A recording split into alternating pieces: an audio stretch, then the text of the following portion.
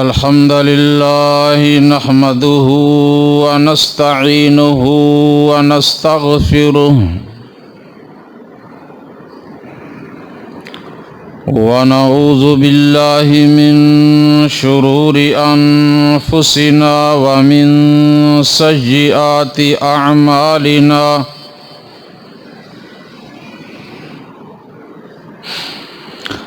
من يهده الله فلا مضل له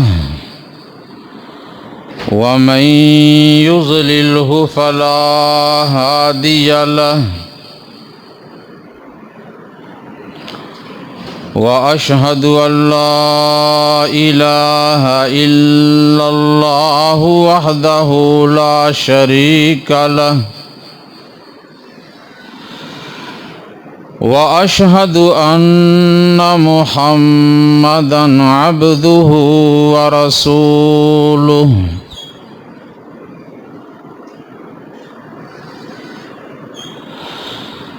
أما بعد فإن خير الحديث كتاب الله وخير الهدي هدي محمد صلى الله عليه وآله وسلم وشر الأمور محدثاتها وكل محدثة بدعة وكل بدعة ضلالة وكل ضلالة في النار.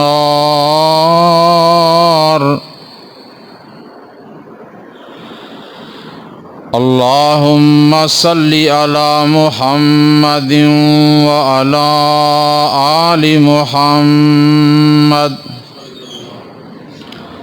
كما صليت على إبراهيم وعلى آل إبراهيم إنك حميد مجيد. اللهم بارك على محمد وعلى آل محمد كما باركت على إبراهيم وعلى آل إبراهيم إنك حميد مجيد. رب اشرح لي صدري ويسر لي أمري واحلل عقدة من لساني يفقه قولي. رب زدني علما.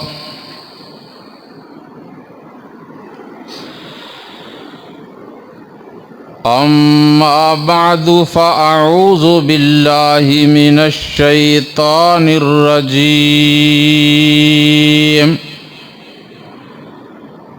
بسم الله الرحمن الرحيم.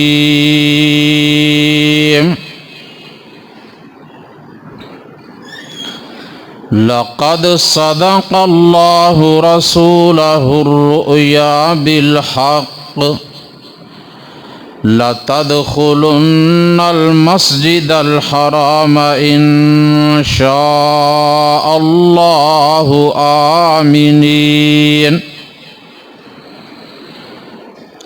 آمنين محلقين رؤوسكم ومقصرين لا تخافون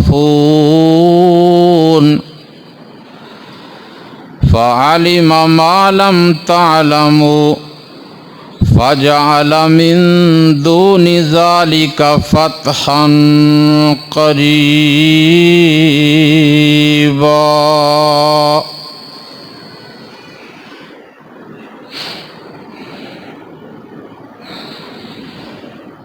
اللہ تعالیٰ کی حمد و ثنا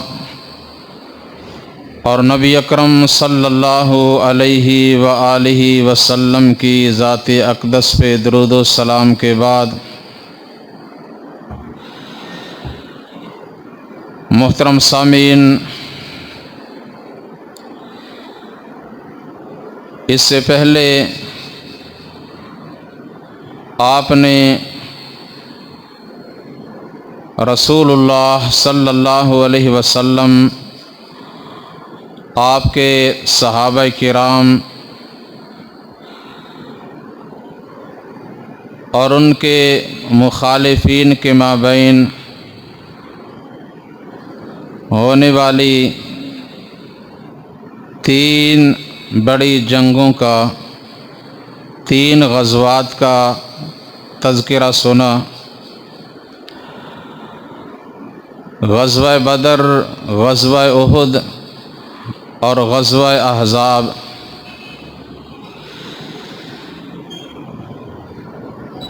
جس کے اختتام پر نبی علیہ الصلاۃ والسلام نے یہ فرمایا تھا کہ اب یہ ہمارے مخالف لوگ دوبارہ ہماری طرف آنے کی اور ہم پر حملہ آور ہونے کی جرأت نہیں کر سکتے۔ اب ہماری باری ہے، ہم ان کی طرف جائیں گے۔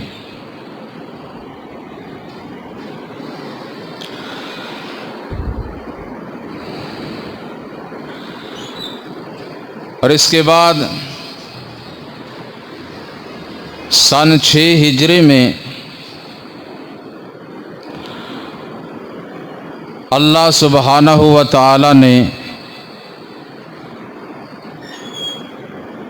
مصطفیٰ علیہ الصلاۃ والسلام کو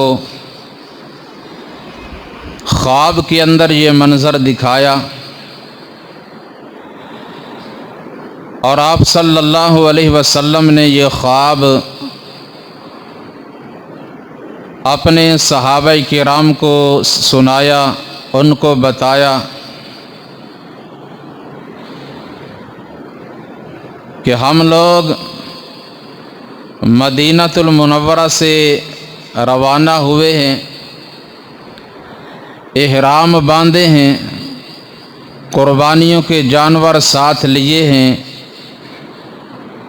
اور مکۃ المکرمہ میں پہنچ کر ہم نے بیت اللہ کا طواف کیا ہے، صفا مروہ کی سعی کی ہے، اور اس کے بعد ہم میں سے کچھ لوگوں نے اپنے سروں کے بال منڈوائے ہیں اور کچھ لوگوں نے کٹوائے ہیں۔ اس طرح ہم نے مکہ پہنچ کر عمرہ ادا کیا ہے۔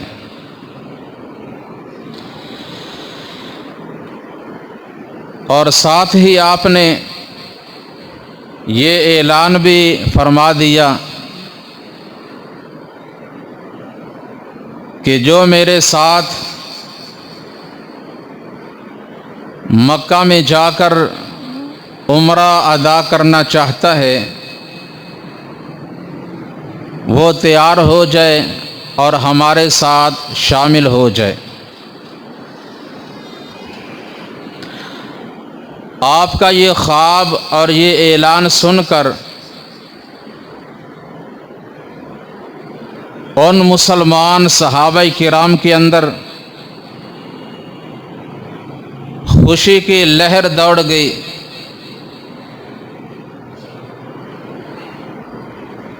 کہ جنہیں مکہ چھوڑے ہوئے ایک عرصہ گزر چکا تھا، جو خانہ کعبہ کی زیارت کے لیے ترس بھی رہے تھے، تڑپ بھی رہے تھے، جس طرح اب مسلمان تقریباً 2 سال ہو چلے ہیں، اس وبا کی وجہ سے وہاں نہیں جا سکتے، پابندی ہے۔ ہر مسلمان اپنے دل میں جذبہ رکھتا ہے، شوق رکھتا ہے، اور مسلمان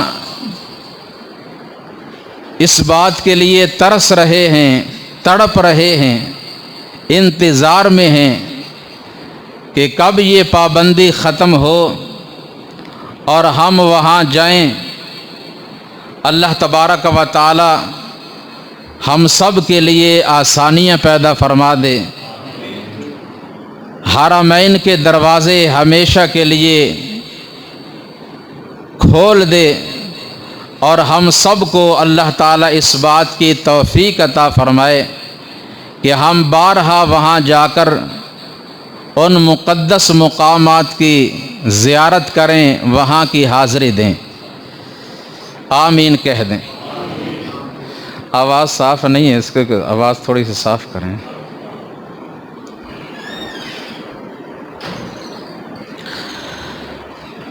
تو آپ صلی اللہ علیہ وسلم نے جب اعلان فرمایا تو آپ کے پاس، آپ کے ارد گرد احرام لے کر، قربانیوں کے جانور لے کر تقریباً 1400 صحابہ کرام جمع ہو گئے۔ کتنے صحابہ؟ 1400۔ آپ مدینہ طیبہ سے نکلے، اور جو اہل مدینہ کا میقات ہے ذوالحلیفہ، وہاں جا کر سب نے احرام باندھے اور سفر آگے شروع کیا۔ منزل بمنزل سفر طے کرتے ہوئے مکہ المکرمہ کے قریب ایک جگہ آئی جسے حدیبیہ کہا جاتا ہے۔ وہاں پہنچ کر آپ صلی اللہ علیہ وسلم کی جو سواری جس کا نام ہے قصوہ بیٹھ گئی، اسے اٹھانے کی اور آگے چلانے کی بڑی کوشش کی گئی، لیکن وہ نہ اٹھی۔ لوگ کہنے لگے کہ آج تو قصوہ تھک گئی ہے، بلکہ نافرمان ہو گئی ہے۔ رسول اللہ صلی اللہ علیہ وسلم نے فرمایا کہ یہ نافرمان نہیں ہوئی، اور نہ ہی اس کی یہ عادت ہے، بلکہ اسے اس رب نے بٹھایا ہے جس نے ہاتھی والوں کو روکا تھا۔ اور آپ صلی اللہ علیہ وسلم نے فرمایا کہ آج یہ قریش مکہ صلح کے لیے، امن و امان کے لیے جو بھی شرط پیش کریں گے، میں ان سب کو مانوں گا، بشرطے کہ وہ اللہ تعالیٰ کی حرمتوں، اللہ تعالیٰ کی حدود کے دائرہ میں ہوں۔ پھر آپ صلی اللہ علیہ وسلم نے سواری کو اٹھایا تو وہ اٹھی، تھوڑا سا اور آگے چلے اور سواری کو آپ نے بٹھایا۔ آپ صلی اللہ علیہ وسلم کو بعض ذرائع سے یہ معلوم ہوا کہ قریش مکہ کے لوگ ہمیں روکنے کے لیے جمع ہو گئے ہیں، اور انہوں نے یہ عزم کر لیا ہے کہ ہم محمد صلی اللہ علیہ وسلم اور اس کے ساتھیوں کو کبھی بھی کسی قیمت پہ بھی مکہ میں داخل ہو کر بیت اللہ کا طواف، صفا مروہ کی سعی نہیں کرنے دیں گے۔ آپ صلی اللہ علیہ وسلم نے یہ خبر سن کر فرمایا کہ ان مکہ والوں کو، قریش خاندان کے لوگوں کو لڑائیوں نے بڑا کمزور کر رکھا ہے، ابھی بھی یہ باز نہیں آ رہے۔ تو آپ صلی اللہ علیہ وسلم نے ان کی طرف یہ پیغام بھیجا۔ کسے بھیجا؟ سیدنا عثمان ابن عفان، سب کہہ دیں رضی اللہ تعالی عنہ، کہ جاؤ ان سے کہہ دو ہم یہاں لڑائی کرنے کے لیے نہیں آئے، آپ لوگ ہمارا راستہ چھوڑ دیں، ہم امن سے اطمینان سے مکہ میں داخل ہوں گے اور عمرہ کرنے کے بعد واپس پلٹ جائیں گے۔ لیکن اگر تم رکاوٹ پیدا کرو گے اور تم ضرور ہی لڑنا چاہو گے تو مجھے اس ذات کی قسم جس کے قبضہ قدرت میں میری جان ہے، میں اس وقت تک تمہارے ساتھ لڑوں گا جب تک میرے جسم میں جان ہے اور جب تک اللہ تعالیٰ کا جو دین ہے وہ غالب نہیں آ جاتا۔ گئے، انہیں پیغام دیا۔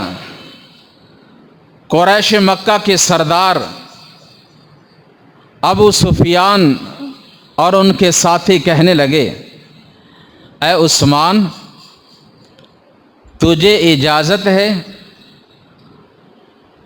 تو عمرہ کر سکتا ہے، بیت اللہ کا طواف بھی کر سکتا ہے، سعی بھی کر سکتا ہے، لیکن ہم محمد صلی اللہ علیہ وسلم اور دوسرے مسلمانوں کو یہ اجازت نہیں دیں گے۔ ادھر بعض مسلمان کہہ رہے تھے کہ عثمان کتنا خوش نصیب ہے جو ہم سب سے پہلے بیت اللہ کا طواف کر لے گا، سعی کر لے گا، اور ادھر ابو سفیان اور اس کے ساتھیوں نے بھی یہ پیشکش کی، لیکن ادھر رسول اللہ صلی اللہ علیہ وسلم نے فرمایا تھا کہ میرا عثمان اتنا بے وفا نہیں کہ اس کا نبی یہاں بیٹھا ہو اور وہ اس سے پہلے جا کر بیت اللہ کا طواف کر لے، ایسا نہیں ہو سکتا۔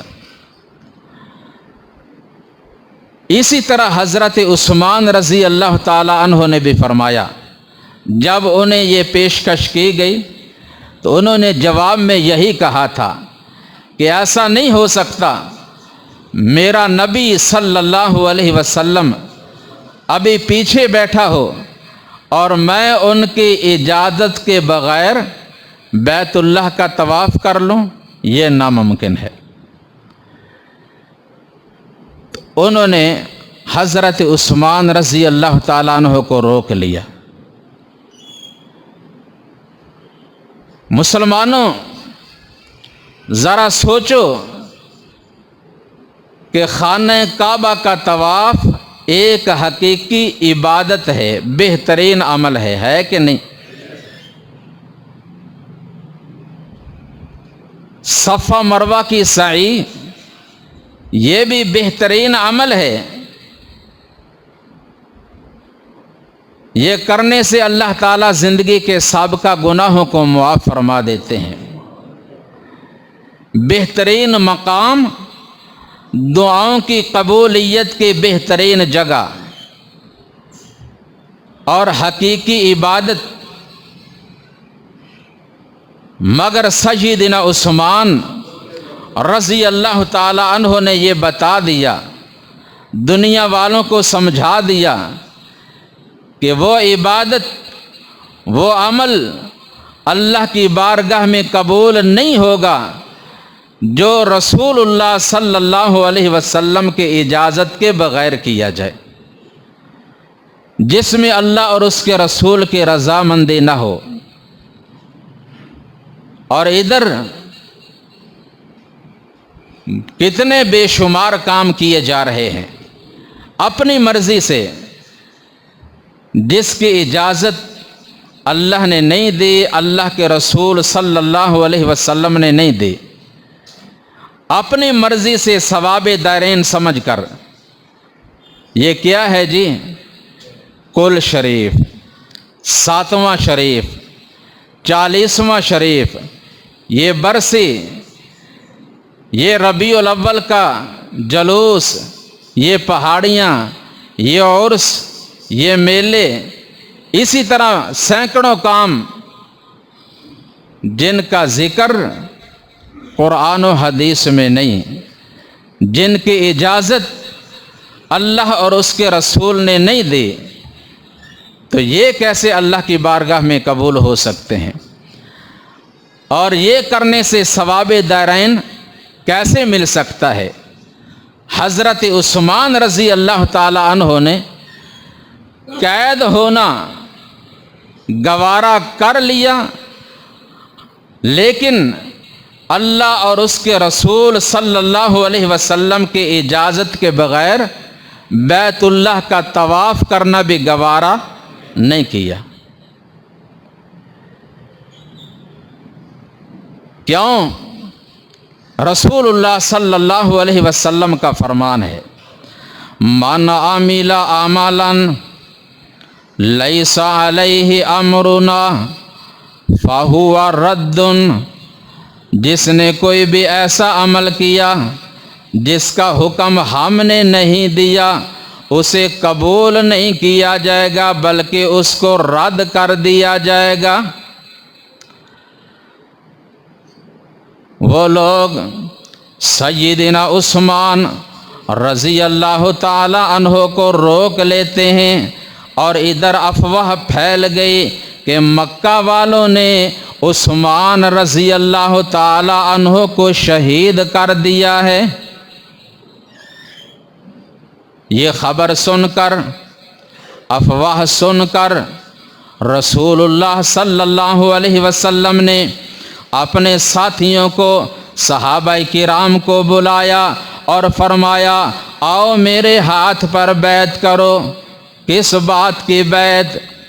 کہ اس وقت تک ہم واپس نہیں جائیں گے جب تک عثمان رضی اللہ تعالی عنہ کے خون کا بدلہ نہیں لے لیتے۔ آپ نے خون عثمان کی قیمت لگا دی۔ کیا قیمت؟ ان کے خون کا انتقام لینے کے لیے 1400 صحابہ کٹ سکتے ہیں، خود اللہ کے رسول صلی اللہ علیہ وسلم بھی شہید ہو سکتے ہیں، لیکن خون عثمان کو رائے گاں قرار نہیں دیا جائے گا۔ بیعت ہو رہی ہے، سب نے بیعت کر لی۔ جب سب نے بیعت کر لی، آخر میں رسول اللہ صلی اللہ علیہ وسلم نے فرمایا، یہ بیعت کرنے والا عمل اللہ کو بڑا پسند آیا ہے، اور مجھے یقین ہے اگر عثمان رضی اللہ تعالی عنہ یہاں موجود ہوتے وہ بھی بیعت ضرور کرتے، وہ میرے نمائندہ بن کر گئے ہیں، لہٰذا میں ان کی نمائندگی کرتا ہوں۔ آپ نے نمائندگی کیسے کی؟ آپ صلی اللہ علیہ وسلم نے فرمایا کہ یہ میرا ہاتھ ہے اور یہ عثمان کا ہاتھ ہے، آپ نے اپنا ایک ہاتھ دوسرے ہاتھ پہ رکھ کر بیعت کی، فرمایا یہ عثمان رضی اللہ تعالی عنہ کی طرف سے بیعت ہے۔ صحابہ کرام نے کہا عثمان کتنے خوش نصیب ہیں کہ جن کی طرف سے خود اللہ کے رسول صلی اللہ علیہ وسلم نے بیعت کی ہے۔ اور ساتھ ساتھ اپنے عقائد کی بھی اصلاح کیجیے۔ وہ خبر افواہ تھی، سچی نہیں تھی، لیکن عالم الغیب کون ہے؟ اللہ احکم الحاکمین، اللہ کے رسول ہیں صلی اللہ علیہ وسلم، صدیق اکبر ہیں، فاروق اعظم ہیں، علی مرتضیٰ ہیں رضی اللہ تعالی عنہم، اور تقریباً 1400 صحابہ کرام، لیکن کسی کو بھی اس بات کا علم نہ تھا کہ یہ تو ایک افواہ ہے، عثمان رضی اللہ تعالیٰ عنہ شہید نہیں ہوئے، وہ تو زندہ و سلامت ہیں۔ اس کو سچ سمجھ کر ہی سب نے بیعت کی۔ تو بہرحال اللہ سبحانہ و تعالیٰ کو یہ عمل بڑا پسند آیا، فرمایا ان الذین یبایعونک انما یبایعون اللہ ید اللہ فوق ایدیہم فمن نکث فانما ینکث علی نفسہ ومن اوفی بما عاہد علیہ اللہ فسیؤتیہ اجرا عظیما۔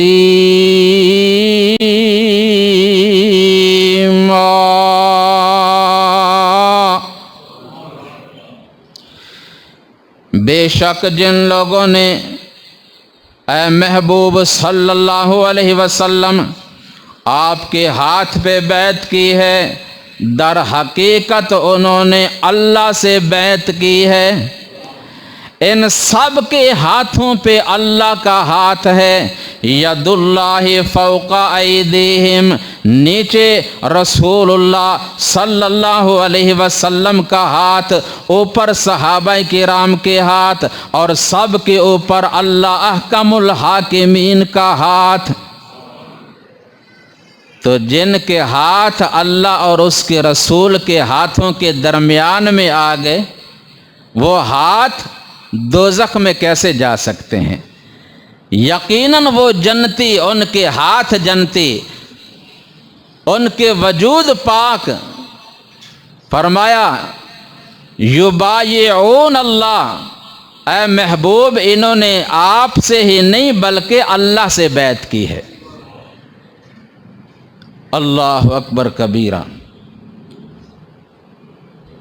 اس بیعت کی خبر اور ان صحابہ کرام کا عزم، ان کی استقامت، ان کی ثابت قدمی کی خبر مکہ میں پہنچ گئی، اور وہ مکہ والے جو لڑائی پہ آمادہ ہو چکے تھے، تیار ہو چکے تھے، لڑنے کے لیے جمع ہو چکے تھے، اس بیعت کی خبر سن کر وہ ڈھیلے پڑ جاتے ہیں، اور اپنی طرف سے وہ سفیر بھیجنے لگے، قاصد بھیجنے لگے۔ ان میں سے ایک عروہ ابن مسعود ثقفی، جو بعد میں مسلمان ہوئے رضی اللہ تعالی عنہ، کہنے لگے ذرا مجھے بھیجو، میں حالات کا جائزہ لے کر آتا ہوں، میں دیکھ کر آتا ہوں اور تمہیں صحیح صورتحال سے آگاہ کرتا ہوں۔ آیا، آ کر نا نبی اکرم صلی اللہ علیہ وسلم کے قریب بیٹھ گیا اور کہنے لگا اے محمد صلی اللہ علیہ وسلم، وہ جو قریش مکہ ہے نا، ان کا ایک ہی خاندان ہے،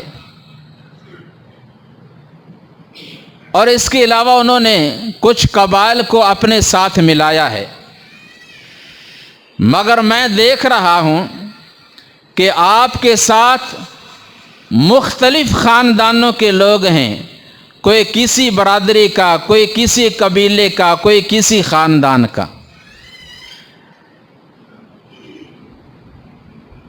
اور مجھے لگتا ہے کہ اگر میدان لگا، جنگ شروع ہوئی، تو یہ مختلف قبائل سے تعلق رکھنے والے لوگ آپ کو تنہا چھوڑ کر بھاگ جائیں گے۔ یہ بات سن کر سیدنا ابو بکر صدیق رضی اللہ تعالیٰ عنہ فرمانے لگے، جا اپنا کام کر۔ کیسی بات کر رہا ہے؟ ہم اللہ کے رسول صلی اللہ علیہ وسلم کو تنہا چھوڑ جائیں گے؟ یہ نہیں ہو سکتا، ایسا ناممکن ہے، تمہاری یہ غلط سوچ ہے۔ اس نے اپنا چہرہ اٹھا کر دیکھا، پوچھا یہ بات کرنے والے کون ہیں؟ بتایا گیا ابو بکر صدیق ہیں رضی اللہ تعالی عنہ۔ عروہ ابن مسعود کہتے ہیں کہ ابو بکر، آپ کا مجھ پر ایک بہت بڑا احسان ہے، اگر آپ کا مجھ پہ احسان نہ ہوتا تو میں ضرور آپ کی بات کا جواب دیتا۔ ابو بکر رضی اللہ تعالی عنہ وہ محسن انسان ہیں کہ جن کے مسلمانوں کے علاوہ غیر مسلموں کے اوپر بھی بہت زیادہ احسان تھے۔ اس نے پھر بات کی اور دوران گفتگو رسول اللہ صلی اللہ علیہ وسلم کی ریش مبارک کو، آپ کی داڑھی مبارک کو ہاتھ میں لے لیتا ہے۔ ایک انداز گفتگو تھا، داڑھی کو جب ہاتھ لگایا تو سیدنا مغیرہ ابن شعبہ رضی اللہ تعالیٰ عنہ جو پاس ہی کھڑے تھے فرمانے لگے کہ عروہ، اپنے ناپاک ہاتھ کو پیغمبر علیہ السلام کے پاک وجود سے الگ رکھ۔ کس لیے؟ کہ جو مشرک ہوتا ہے اس کا وجود پاک نہیں ہوتا۔ یا ایھا الذین آمنوا انما المشرکون نجس فلا یقربوا المسجد الحرام۔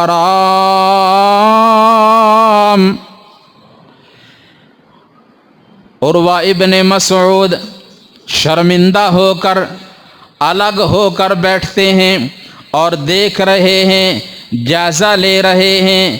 جو کچھ دیکھا جا کر قریش مکہ کے سامنے بیان کیا، اور جس طرح بیان کیا اس کے الفاظ کا ترجمہ کسی نے اس طرح کیا، کہے عروہ سقف قریشان جا کے، میں شاہاں دے شاہی دربارانو ڈٹھا، پر زمانے وچ ایسے مثالیں نہیں ملدی جویں میں محمد دے یارانو ڈٹھا۔ وضو قطرے گردے او پج پج کے پکڑن، محبت نال مل دے رخسارانو ڈٹھا، گرے تھک دے ایک چھٹ زمین تے نہ آوے، کدے نہیں میں ایسے پیارانو ڈٹھا، آوازاں اپنیاں اوتھے اچیاں نہیں کر دے، بڑی ہولی ہولی گفتارانو ڈٹھا۔ واقعتاً نبی علیہ السلام جب بات کرتے ہیں وہ ہمتاً سراپا گوش بن کر سنتے ہیں، خاموش ہو جاتے ہیں۔ آپ صلی اللہ علیہ وسلم اگر تھوک پھینکتے ہیں اسے بھی زمین پہ نہیں گرنے دیتے، ہاتھوں پہ اٹھا لیتے ہیں، جسموں پہ مل لیتے ہیں۔ آپ وضو فرماتے ہیں، نیچے ہاتھ کر لیتے ہیں، اور آپ کے وضو کا ایک قطرہ بھی زمین پہ نہیں گرنے دیتے۔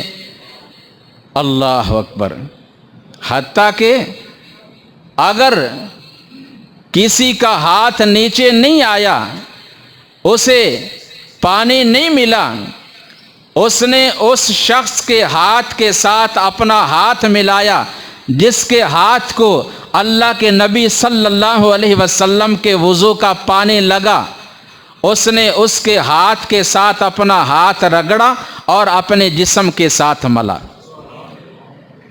آپ کا پاک وجود، مبارک جسم اور آپ کے لعاب دہن میں بھی اللہ سبحانہ و تعالی نے شفا اور برکت رکھی ہے، جسے حاصل کرنے کے لیے وہ تڑپ رہے تھے اور ایک دوسرے سے سبقت کر رہے تھے۔ عروہ ابن مسعود جا کر کہتے ہیں، بھلا یہ لوگ جو اپنے نبی محمد صلی اللہ علیہ وسلم کے لیے اس کے اشارہ ابرو پہ جاننے دینے کے لیے تیار ہیں، وہ اس کو تنہا چھوڑ کر واپس جا سکتے ہیں اور تمہارا ان کے ساتھ مقابلہ نہیں ہو سکتا۔ اس لیے تمہاری خیر، تمہاری عافیت، تمہاری عزت اور تمہاری بہتری اسی میں ہے کہ اس کے ساتھ صلح کر لو۔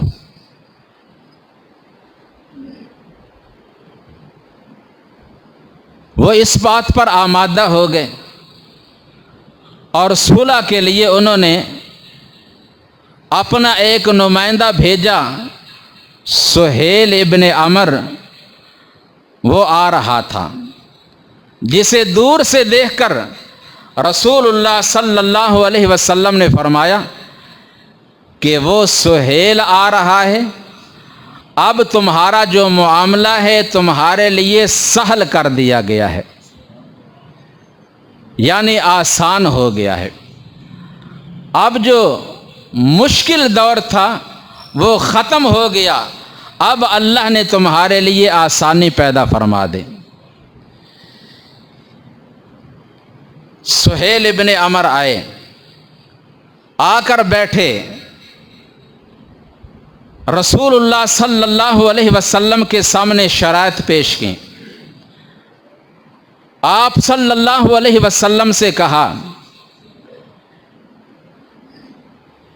کہ سب سے پہلی شرط یہ ہے کہ آپ اپنے ان ساتھیوں کو لے کر یہاں سے پلٹ جائیں، اس دفعہ نہیں بلکہ اگلے سال آ کر آپ عمرہ کر لینا، کیونکہ اگر اب اس وقت ہم نے آپ کو اجازت دی اور آپ مکہ میں داخل ہوئے تو لوگوں میں چرچا ہو جائے گا کہ قریش مکہ مسلمانوں سے ڈر گئے اور دب گئے، انہوں نے ڈر کر ان کو اجازت دے دی۔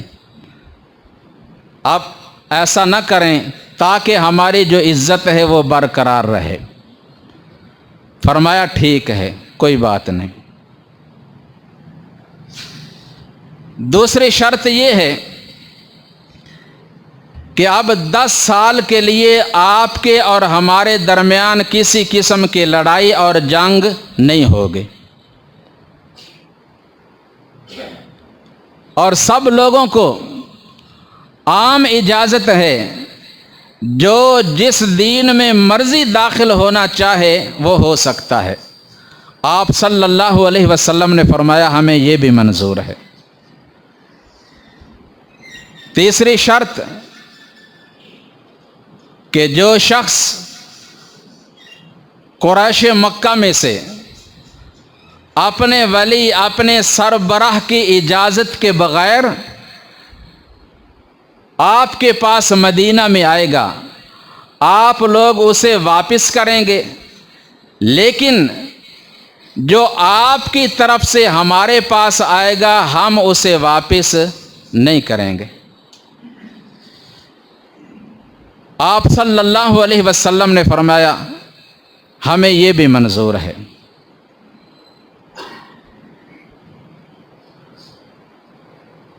اب ان شرائط کو لکھنا ہے آپ صلی اللہ علیہ وسلم نے لکھنے کے لیے کسے بلایا؟ سیدنا علی مرتضیٰ، سب کہو رضی اللہ تعالی عنہ۔ فرمایا علی لکھو۔ پوچھا کیا لکھوں؟ فرمایا لکھو بسم اللہ الرحمن الرحیم۔ آپ نے یہ نہیں فرمایا لکھو 786، آپ نے یہ حکم نہیں دیا، اور نہ ہی یہ بسم اللہ الرحمن الرحیم کا بدل ہو سکتا ہے، اور نہ ہی اس کے لکھنے کا کوئی لکھنے والے کو فائدہ، نہ پڑھنے والے کو کوئی فائدہ۔ فرمایا لکھو بسم اللہ الرحمن الرحیم۔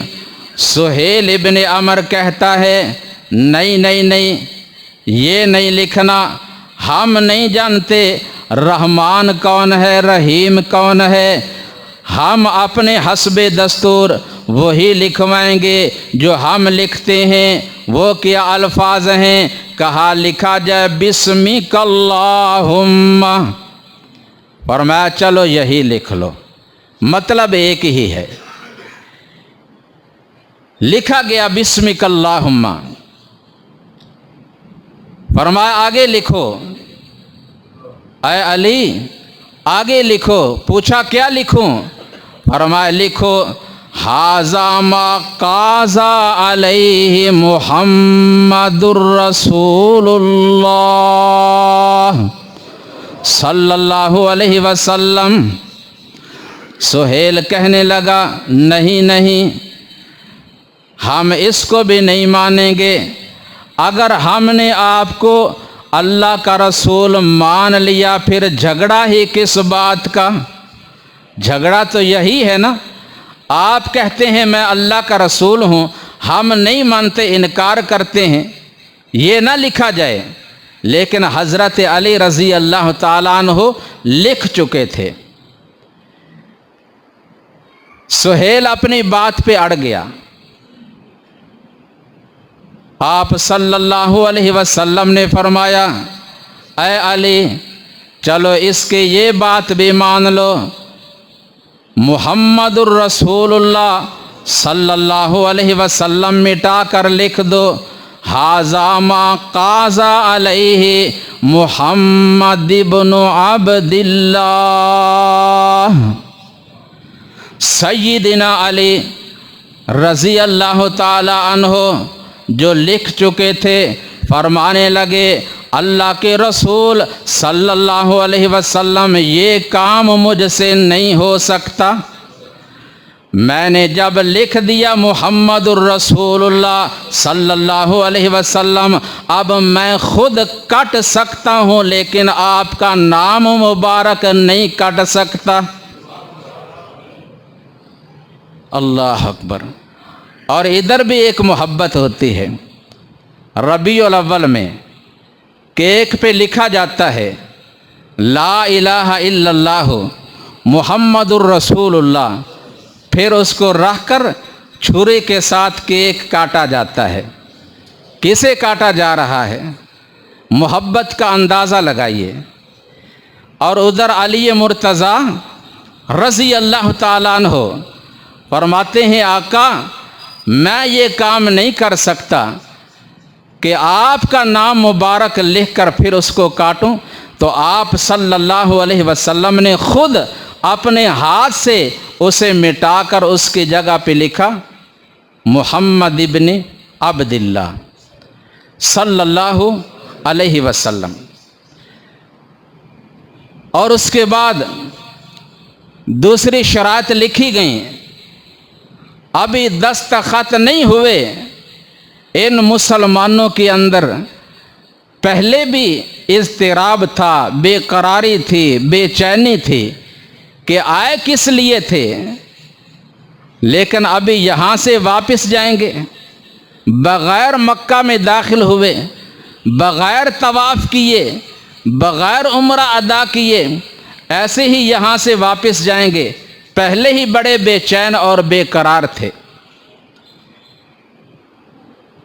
ایک اور امتحان آیا، یہی سہیل ابن عمر، اس کا بیٹا ابو جندل جو بیڑیوں میں جکڑا ہوا تھا، جسے مکہ والوں نے اسلام قبول کرنے کے جرم میں بیڑیوں میں جکڑا ہوا تھا، قید کیا ہوا تھا، کسی طریقے سے اپنے قید خانہ سے نکل کر بیڑیاں گھسیٹتے ہوئے بڑے مشکل سے آ کر مسلمانوں کے پاس آئے اور رسول اللہ صلی اللہ علیہ وسلم کی خدمت میں حاضر ہوئے اور کہا، یا رسول اللہ صلی اللہ علیہ وسلم، مجھے ان کی قید سے چھڑا دیجئے، آزادی دلوا دیجئے۔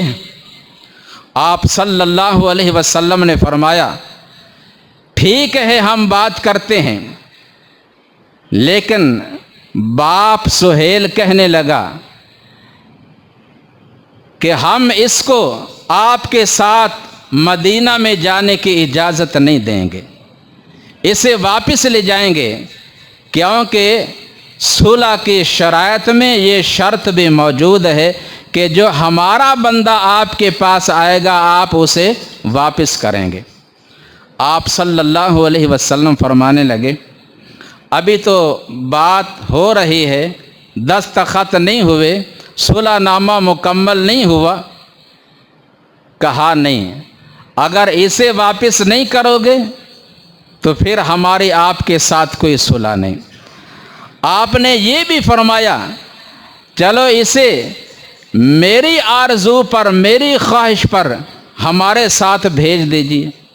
اس نے ایک بات نہ مانی۔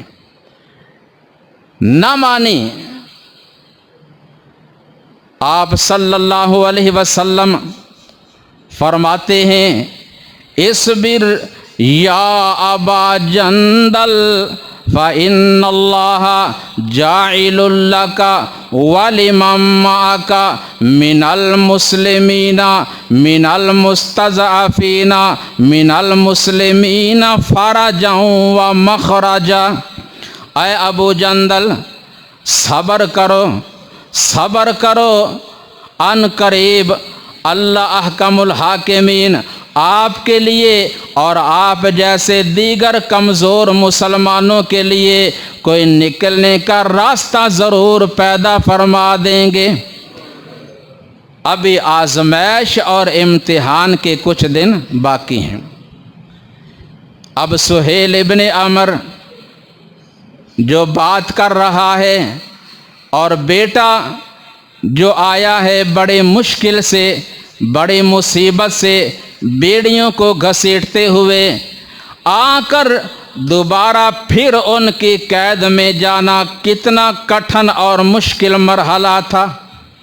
ایک دفعہ آ کر دوبارہ پھر جانا اور باپ مسلمانوں کے سامنے تھپیڑے مار کر اس کو واپس بھگا رہا ہے، مسلمان دیکھ رہے ہیں،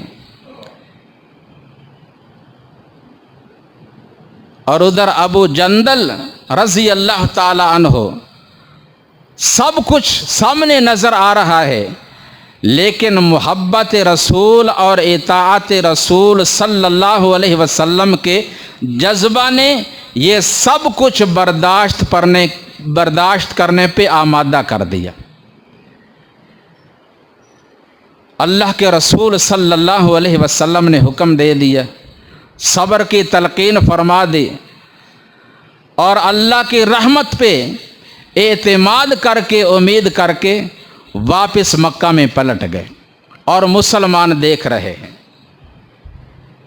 اللہ اکبر کبیرہ۔ جب صلح نامہ لکھا گیا تو صحابہ کرام بڑے پریشان بیٹھے ہیں۔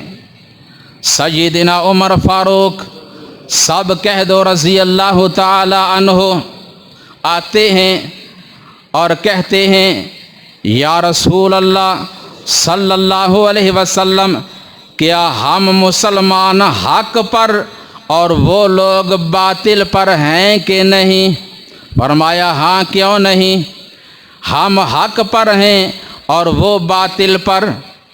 پھر پوچھا، کیا ہمارے مقتولین جو ہمارے مسلمان شہید ہوتے ہیں وہ جنت میں، اور ان کے لوگ جو مرتے ہیں وہ جہنم میں ہیں کہ نہیں؟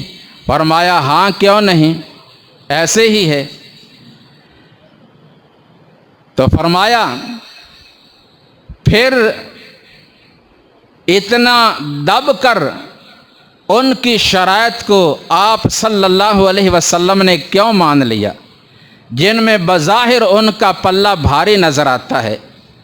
یعنی ہمارا کوئی آدمی آئے گا، آپ واپس کریں گے، آپ کا آئے گا وہ واپس نہیں کریں گے، اور پھر یہاں سے واپس پلٹیں گے بغیر عمرہ ادا کیے۔ یہ باتیں میری سمجھ میں نہیں آ رہی۔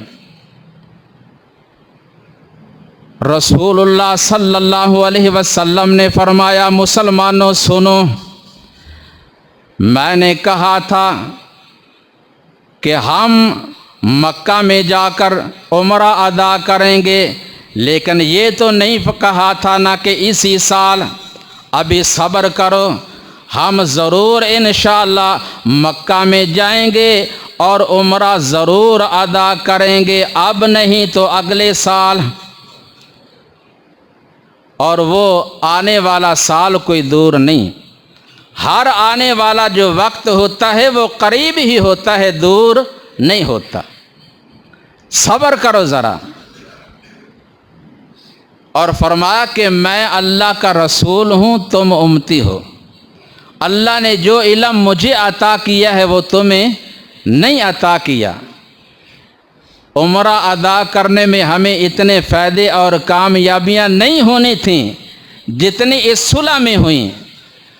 اب 10 سال کے لیے انہوں نے خود بات کی ہے، ہم کھل کر سر عام علل اعلان لوگوں کے سامنے حق بیان کریں گے، دعوت و تبلیغ کا کام کریں گے، اور یہی ہمارا اصل مشن ہے۔ ہم نے لوگوں کو بتانا ہے، دکھانا ہے کہ مسلمان لڑنے والے ہی نہیں ہوتے، مسلمان امن پسند ہوتے ہیں، اور لوگوں کے لیے راستہ کھولنا ہے، آزادی پیش کرنی ہے۔ اب کوئی رکاوٹ نہیں، فراخ دلی سے، اطمینان قلب سے جو اسلام میں داخل ہونا چاہتا ہے وہ ہو جائے۔ اور رہی بات جو ان کا آدمی ہمارے پاس آئے گا، انشاءاللہ اللہ اس کے لیے بھی ضرور کوئی نہ کوئی راستہ کھول دے گا۔ اور رہی یہ بات جو ہمارا ان کے پاس جائے گا وہ واپس نہیں کریں گے، تو یاد رکھو جو ہمارا ہوگا وہ ان کے پاس جائے گا ہی نہیں، جو ہمارا ہوگا وہ ہمیں چھوڑ کر ان کے پاس جائے گا ہی نہیں، اور جو چلا جائے گا اس کی ہمیں ضرورت ہی، بولیں جو ہمیں چھوڑ کر ان کے پاس جائے گا اس کی ہمیں ضرورت ہی نہیں ہے۔ ہمیں اسی کی ضرورت ہے جو سچے دل سے ہمارے پاس آئے اور سچے دل سے ہمارے ساتھ محبت کرے، وہی مسلمان ہے، اور اسی کی ہمیں ضرورت ہے۔ لیکن سیدنا عمر فاروق رضی اللہ تعالیٰ عنہ ابھی بے چین ہیں۔ ایک شوق تھا، جذبہ تھا، خانہ کعبہ کی زیارت کا دل میں لے کر آئے تھے۔ یہاں سے یہ جوابات سن کر سیدنا ابو بکر صدیق رضی اللہ تعالیٰ عنہ کے پاس گئے، یہی سوال ان سے کیے، اور عین جو جوابات اللہ کے رسول صلی اللہ علیہ وسلم نے دیے تھے نا، وہی جواب ابو بکر صدیق نے دیے رضی اللہ تعالی عنہ۔ خاموش ہو کر بیٹھ گئے۔ پھر اور امتحان آیا۔ آپ صلی اللہ علیہ وسلم نے فرمایا اب اٹھو، قربانیوں کے جانور ذبح کر دو۔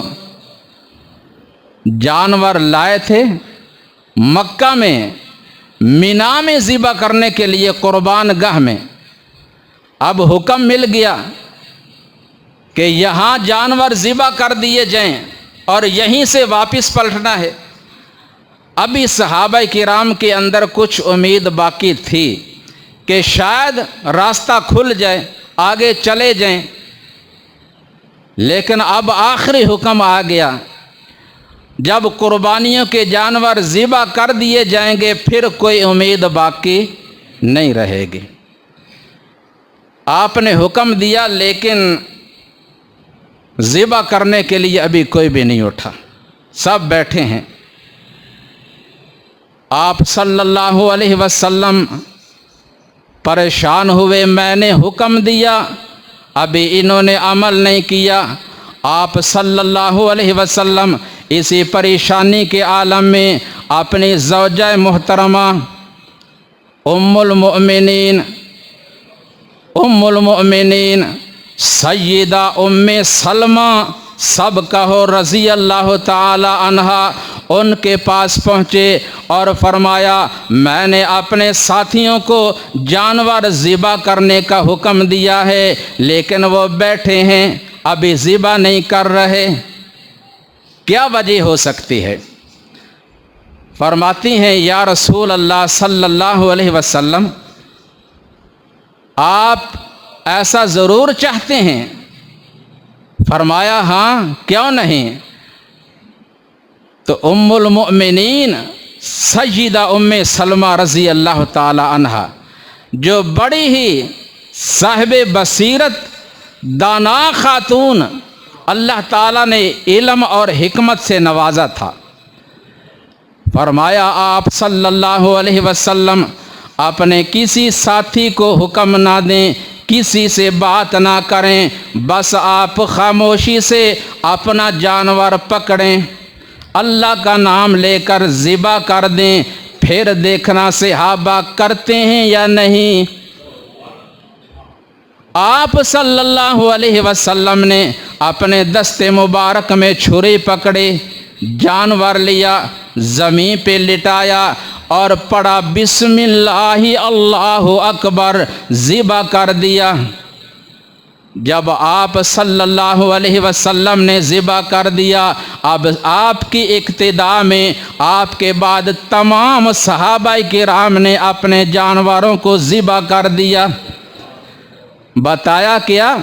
آقا وہ آپ کے بے وفا یا نافرمان نہیں، بلکہ وہ آپ سے پہل نہیں کرنا چاہتے، جب آپ کریں گے تو آپ کے بعد میں وہ کر دیں گے، پریشان ہونے والی کوئی بات نہیں ہے۔ اللہ اکبر کبیرہ، کیونکہ اللہ کا حکم ان کے دلوں میں، ان کے سینوں میں محفوظ تھا۔ یا ایھا الذین آمنوا لا تقدموا بین یدی اللہ ورسولہ واتقوا اللہ ان اللہ سمیع علیم۔ ایمان والو، اللہ اور اس کے رسول سے آگے نہیں بڑھنا بلکہ پیچھے پیچھے چلنا ہے، اللہ سے ڈرنا ہے، بے شک اللہ سب کچھ سننے اور جاننے والا ہے۔ تو یہ صحابہ کرام جو اللہ اور اس کے رسول صلی اللہ علیہ وسلم کے حکم کے پابند ہوتے ہیں، ان کے لیے اللہ نے سورہ الفتح میں بڑے بہترین قسم کے اعلانات فرمائے۔ یہ سورہ الفتح 26ویں پارے میں 4 رکوع ہیں، اس کو کھول کر پڑھنا اور ترجمہ پڑھنا انشاءاللہ ایمان تازہ ہوگا۔ فرمایا لقد رضی اللہ عن المؤمنین اذ یبایعونک تحت الشجرہ فعلم ما فی قلوبہم فانزل السکینۃ علیہم واصابہم فتحا قریبا ومغانم کثیرۃ یأخذونہا وکان اللہ عزیزا حکیما۔